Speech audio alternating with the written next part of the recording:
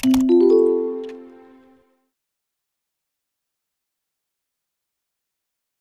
हम लोगों ने देखा वेरिएबल क्या है। तो अभी समझते हैं डेटा टाइप क्या है।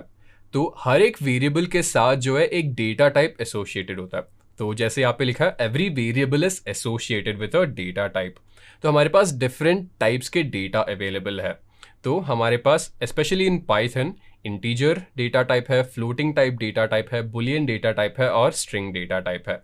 और इसके अलावा और एक डेटा टाइप है जो कि कॉम्प्लेक्स है। तो समझते ये सब है क्या। इंटीजर जैसे नॉर्मल नंबर्स हो गए 10, 500, 314, 1000, ये सब जो इंटीजर्स है वो सब इंट डेटा टाइप कहलाता है। उसके बाद फ्लोटिंग टाइप हो गया 3.14, 15.97, ये सब जो डॉट है डेसिमल ऑपरेटर जहाँ पे आता है वो सब हमारे फ्लोटिंग पॉइंट नंबर्स हो गए। उसके बाद बुलियन वैल्यूज मतलब हाँ या ना, ट्रू और फॉल्स। तो ट्रू और फॉल्स वाले जैसे जो भी बाइनरी चीज़ है वो सब बुलियन वैल्यूज कहलाते हैं। उसके बाद स्ट्रिंग है, जैसे जो भी डबल कोट्स, सिंगल कोट्स या फिर ट्रिपल कोट्स हो वो सब आपके स्ट्रिंग हो गए।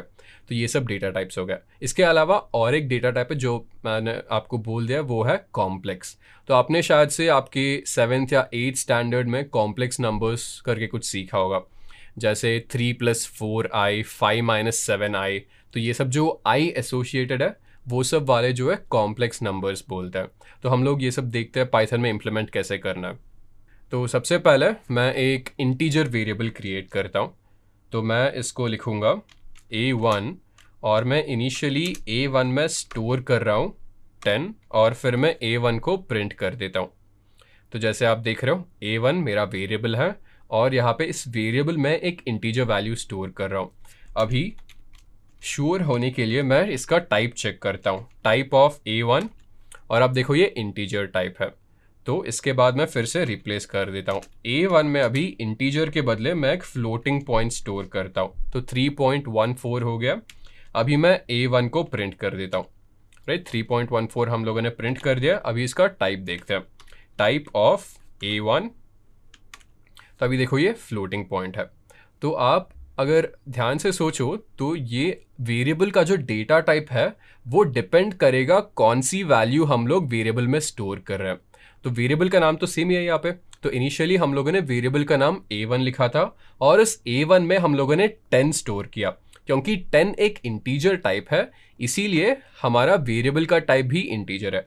उसके बाद हम लोग एक फ्लोटिंग पॉइंट वैल्यू a1 में स्टोर कर रहे हैं और अगर हम a1 का टाइप चेक करें तो ये फ्लोट आता है। तो इसी तरह मैं a1 में जो है अभी एक स्ट्रिंग वैल्यू भी स्टोर करूंगा, बुलियन वैल्यू भी स्टोर करूंगा। तो a1 अभी मैं इसमें एक बुलियन वैल्यू स्टोर कर रहा हूँ जो कि ट्रू है। फिर a1 प्रिंट कर देता हूँ और अभी इसका मैं टाइप चेक करूंगा, टाइप ऑफ a1। तो अभी देखो ये हमें बूल देता है, बूल का मतलब बुलियन। फिर से मैं a1 में जो है एक स्ट्रिंग वैल्यू स्टोर करता हूँ और हम लोग बस हेलो वर्ल्ड टाइप करेंगे। फिर उसके बाद मैं a1 का वैल्यू प्रिंट कर देता हूँ। तो a1 में हेलो वर्ल्ड स्टोर है। इसके बाद मैं इसका टाइप चेक करूँगा, टाइप ऑफ a1, और जैसे आप देख रहे हो ये जो है स्ट्रिंग वैल्यू है। और इसके बाद जो कॉम्प्लेक्स टाइप है वो भी मैं दिखा देता हूँ, a1 इक्वल टू मैं लिखता हूँ 3+4j। तो जो कॉम्प्लेक्स वाला पार्ट है आपने सीखा होगा 3+4i। तो i जो है पाइथन में j से रिप्रेजेंट होता है, तो आप यहाँ पे i नहीं लिखेंगे, j लिखेंगे। तो ये वाला जो 3 है ये वाला रियल पार्ट है, 4 जो है इमेजिनरी पार्ट है। तो आपको अगर याद होगा तो कॉम्प्लेक्स नंबर्स में दो चीज़ें आते हैं, रियल पार्ट आता है और इमेजिनरी पार्ट होता है। तो 3 रियल पार्ट है और 4 इमेजिनरी पार्ट है और मैं इसको a1 में स्टोर कर रहा हूँ। फिर मैं a1 को प्रिंट कर देता हूँ यहाँ पे। तो a1 को प्रिंट कर दिया। अभी मैं इसका टाइप चेक करूँगा, टाइप ऑफ a1। तो ये हमें देता है कॉम्प्लेक्स। तो ये सब जो है डिफरेंट टाइप्स ऑफ डेटा हो गया पाइथन में। तो इसके बाद देखते हैं ऑपरेटर्स क्या है। तो जैसे नाम बता रहा है ऑपरेटर्स के साथ जो है आप सिंपल ऑपरेशंस अप्लाई कर सकते हो डिफरेंट डेटा पे। तो हमारे पास रिलेशनल ऑपरेटर्स हो गए, अरिथमेटिक ऑपरेटर्स हो गए और लॉजिकल ऑपरेटर्स हो गए। तो इन तीनों के साथ हम जो है जुपिटर नोटबुक में इम्प्लीमेंट करेंगे। तो मैं सबसे पहले स्टार्ट करूँगा अरिथमेटिक ऑपरेटर्स से। तो उससे पहले पाइथन में एक स्पेशल चीज़ होता है जिसका नाम कमेंट्स बोलता है। तो नॉर्मली जो भी कोड लिखते हैं वो सब एग्जीक्यूटेबल होता है, तो हमारा जो कर्नल है वो जो है इसको एग्जीक्यूट करता है। बट अगर कुछ चीज़ हो जो बस हमें समझने के लिए चाहिए और हमें वो एग्जीक्यूट नहीं करना हो, तब हम लोग जो है कमेंट्स ऐड कर सकते हैं। जैसे अगर एक्स्ट्रा इन्फॉर्मेशन कुछ ऐड करना हो तब हम कमेंट्स ऐड कर सकते हैं। तो पाइथन में कमेंट्स ऐड करने के लिए हम लोग हैश सिंबल यूज़ करेंगे।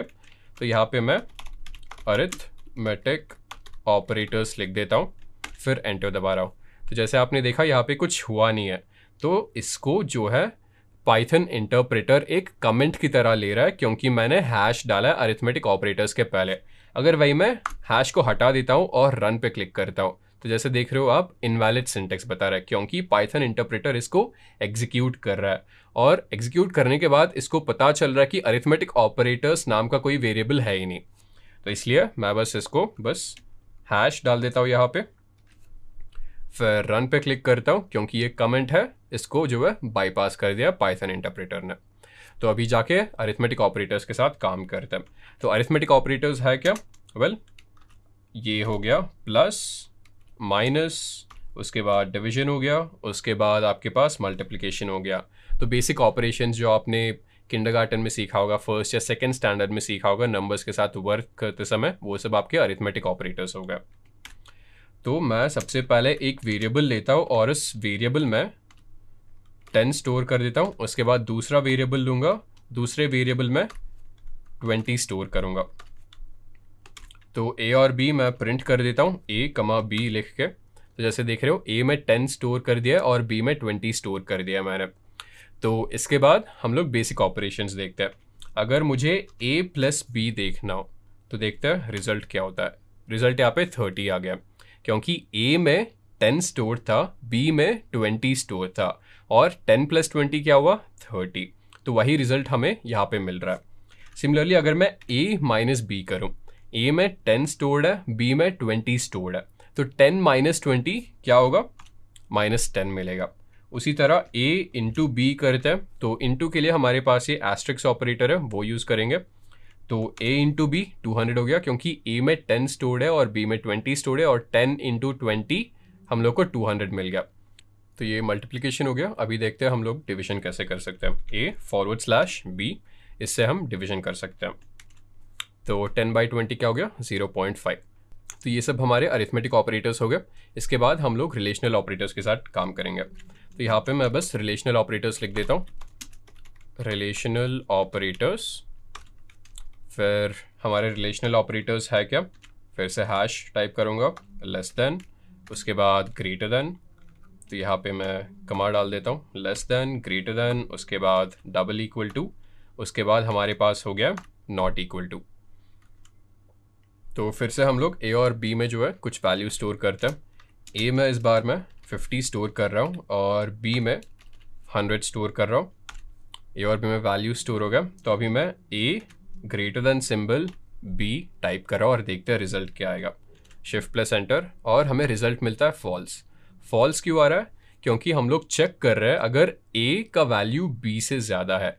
ए में 50 स्टोर्ड है, बी में 100 स्टोर्ड है, तो as A greater than B, 50 100 से ज़्यादा है क्या? नहीं, ये कि गलत है। क्योंकि ये गलत है इसलिए हमें फॉल्स रिजल्ट मिल रहा है। तो इसके बाद हम लोग जाके देखते हैं as A less than B. तो ये हमें ट्रू मिलता है, क्योंकि a is actually less than b। 50 100 से कम है, इसलिए हमें a लेस देन b मिल रहा है। इसके बाद हम लोग चेक करेंगे अगर a का वैल्यू और b का वैल्यू सेम है क्या। तो अगर ये चेक करना है तो हम लोग डबल इक्वल टू यूज करेंगे। तो इक्वल टू, तो यहाँ पे हमें फॉल्स मिल रहा है, क्योंकि a और b इक्वल नहीं है। तो इसके बाद हम लोग नॉट इक्वल टू ऑपरेटर्स के साथ काम करेंगे। तो a, उसके बाद एक एक्सप्लेनेशन मार्क, फिर इक्वल टू डाल दीजिए, फिर b डाल दीजिए। यहाँ पे शिफ्ट प्लस एंटर, ये ट्रू आता है क्योंकि 50 इज नॉट इक्वल टू 100, दोनों अलग अलग वैल्यू है, इसलिए यहाँ पे ट्रू मिलता है। तो ये सब हमारे रिलेशनल ऑपरेटर्स हो गए। इसके बाद हम लोग लॉजिकल ऑपरेटर्स के साथ काम करेंगे। तो फिर से मैं यहाँ पे कमेंट टाइप कर देता हूँ, लॉजिकल ऑपरेटर्स। तो हमारे लॉजिकल ऑपरेटर्स एंड और होते हैं। तो ये जो है और का सिंबल है और ये एंड का सिंबल है। तो अभी जाके दोनों के साथ एक बार काम करते हैं। तो सबसे पहले मैं ए में ट्रू का वैल्यू स्टोर करूँगा और बी में फॉल्स का वैल्यू स्टोर करूँगा। ये हो गया। और एंड जो है, अगर दो ऑपरेंड्स के बीच में हम लोग डालते हैं तो अगर दोनों ऑपरेंड्स का वैल्यू ट्रू है तभी हम लोग को फाइनल रिजल्ट ट्रू मिलता है। और अगर और की बात करें, और अगर कोई भी वैल्यू ट्रू हो तो फाइनल रिजल्ट ट्रू मिलता है। तो फिर से अगर ये थोड़ा सा कंफ्यूजिंग हो तो यहाँ पे कोड इंप्लीमेंट कर लेते हैं, फिर जानते हैं एक्चुअली हो क्या रहा है। तो ए का वैल्यू ट्रू है और बी का वैल्यू फॉल्स है। तो मैं यहाँ पे ए एंड ए लिखता हूँ और देखते हैं फाइनल रिजल्ट क्या आता है। ए एंड ए ट्रू मिल रहा है क्योंकि ए में जो है ट्रू है और फिर से यहाँ पे ए में ट्रू है, तो true and true result true आता है। तो मैं इसको फिर से रिप्लेस कर देता हूँ, ए एंड बी करता हूँ, तो यहाँ पे फॉल्स मिलता है क्योंकि ए में ट्रू है, बी में फॉल्स है, और ट्रू एंड फॉल्स का रिजल्ट फॉल्स हो गया, इसलिए हम लोग को फॉल्स मिल रहा है। सिमिलरली मैं इसको बी एंड ए करके चेंज करता हूँ, बी एंड ए कमांड चला रहा हूँ, फिर से हम लोग को फॉल्स मिलता है। फॉल्स इसलिए मिल रहा है क्योंकि बी में फॉल्स है, ए में ट्रू है, तो फॉल्स एंड ट्रू का रिजल्ट फॉल्स होगा। फिर से बी एंड बी चला के देखते हैं, फिर से हम लोग को फॉल्स मिलेगा क्योंकि दोनों में फॉल्स स्टोर्ड है। तो इसी तरह हम लोग और ऑपरेटर के साथ काम करते हैं। तो ए और बी हम लोग को ट्रू मिल रहा है क्योंकि ए में ट्रू स्टोर्ड है, और अगर कोई भी ऑपरेंड्स में ट्रू स्टोर्ड है तो फाइनल रिजल्ट और का ट्रू होगा। अभी बी और ए चला के देखते हैं, ये भी हम लोग को फिर से ट्रू मिल रहा है क्योंकि ए का वैल्यू ट्रू है, बी का वैल्यू फॉल्स है, और फॉल्स और ट्रू का फाइनल रिजल्ट ट्रू होगा। अभी ए और ए अगर रन करें फिर से ट्रू मिलता है क्योंकि ट्रू और true will always be true.